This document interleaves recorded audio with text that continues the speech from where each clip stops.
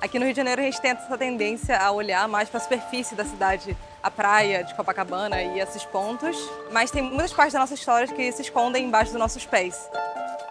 No subsolo de prédios do Rio de Janeiro, o que parecem ser meras garagens de carros, na verdade foram construídas com outro objetivo em mente: servir de abrigo contra bombardeios durante a Segunda Guerra Mundial. E ter um prédio com bunkers logo virou um atrativo para a elite carioca. Esses abrigos eles surgem como uma forma de tornar esses edifícios ainda mais exclusivos na época. Quem está desvendando essa história é esta pesquisadora. Meu nome é Isabela Cavalero, eu sou arquiteta formada na UFRJ e pesquisadora dos bunkers cariocas. A Isabela Cavalero vem mapeando seus achados. Ela já encontrou 42 bunkers embaixo de prédios residenciais e comerciais do Rio de Janeiro, às vezes sem que os moradores ou funcionários do edifício sequer soubessem da existência desses abrigos antiaéreos. E através desse mapeamento eu descubro que eles se espalham pela zona sul do Rio de Janeiro e pelo centro, mas a maioria deles se concentram em Copacabana. E hoje em dia eles perderam ainda mais as suas características de abrigo. Então, hoje em dia, todos esses espaços, ou a maioria deles, se tornou garagem e outros se comportam hoje como depósito do edifício.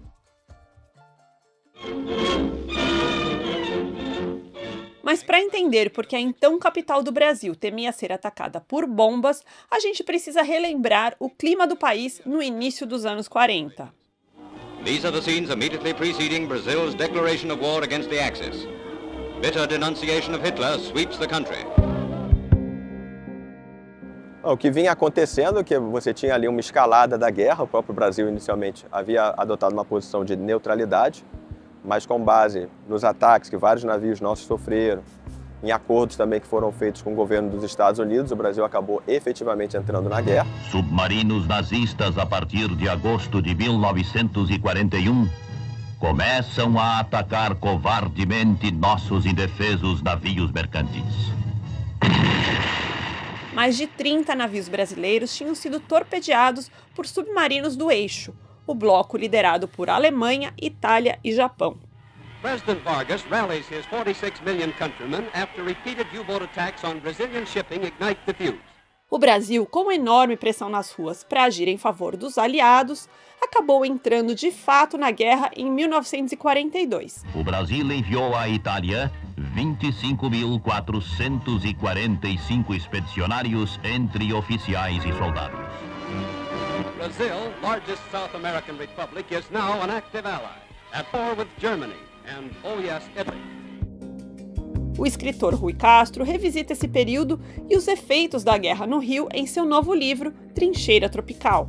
Então havia essa ameaça constante, assim que o Brasil declarou guerra à Alemanha, havia concretamente uma ameaça de bombardeio de cidades costeiras brasileiras, principalmente o Rio, naquele período. Então havia campanhas monumentais, né, de panfletos que eram distribuídos pela cidade inteira, rádios liam o tempo inteiro esses panfletos no ar para ensinar a população o que fazer em caso de uma possibilidade de ataque. E quando eu cheguei aqui em janeiro, eu conversei com o porteiro do edifício. Ele nem sabia que aqui tinha um abrigo antiaéreo no subsolo. O trabalho que eu faço no momento foi de bater de porta em porta dos edifícios que eu encontrei, os anúncios imobiliários. Bairros icônicos da Zona Sul carioca passavam por grandes transformações. E era um período de boom imobiliário no bairro de Copacabana, né? E a intenção era atrair pessoas da alta elite da sociedade carioca para morar nesse bairro. Então esses edifícios, eles possuem o mesmo estilo arquitetônico que é o estilo Art Deco. Trazem esse tom de luxo, como por exemplo detalhes em metal, em dourado, presente na fachada.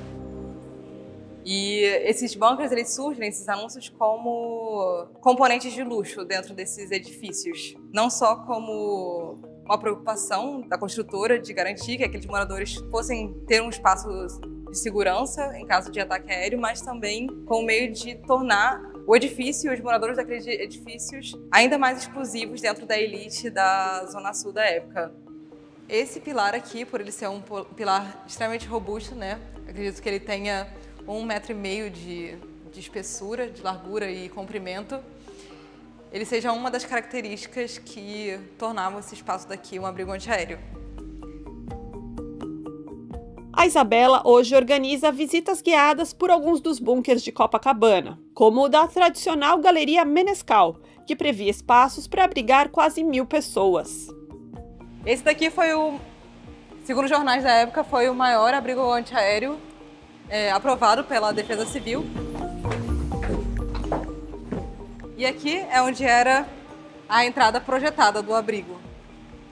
E aqui, no caso, tem a caixa de força. Ali tem um grande gerador que geraria energia para a cidade, caso houvesse algum apagão ou coisa do tipo. E aqui é onde começa o abrigo antiaéreo, que hoje, infelizmente, se tornou garagem e não possui nenhum elemento original que determina que esse espaço daqui um dia foi um abrigo antiaéreo que poderia ter sido utilizado em caso de ataque de bomba. Prédios acima de determinado número de andares eram obrigados a ter no subterrâneo abrigos antiaéreos, verdadeiros bunkers, né? Que eram feitos para abrigar as famílias todas daquele prédio, né? Não era uma garagem simplesmente para você guardar carro. Era um subterrâneo com espaço para cozinha, para banheiro, porque supunha-se que um ataque pudesse durar vários dias, uma semana, e essas famílias não podiam voltar para seus apartamentos, tinham que ficar lá embaixo, né?